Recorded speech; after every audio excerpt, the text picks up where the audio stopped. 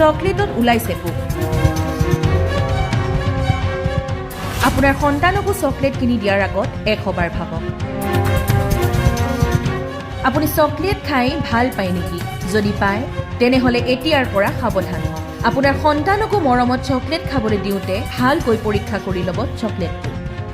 Chocolate খাই ভাল পোৱা সকলৰ বাবে এইটো এটি দুখ হ'ব। আপোনাৰ সন্তানকো চকলেট কিনি দিয়াৰ আগত 100 বাৰ ভাবক। চকলেটত ওলাইছে পোক।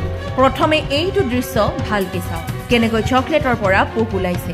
ডেইৰী মিল্ক চকলেটৰ পৰা ওলাইছে পোক আৰু পোক ওলোৱা দেখিয়ে আচৰিত হৈ পৰিল এইগৰাকী মহিলা। এই ঘটনা সংঘটিত হৈছে ডিগবৈত। এই ঘটনাই আপোনাকো হয়তো সাৱধান কৰি তুলিছে। সেয়েহে এতিয়াৰ পৰা চকলেট কিনোতে সাৱধান হওক।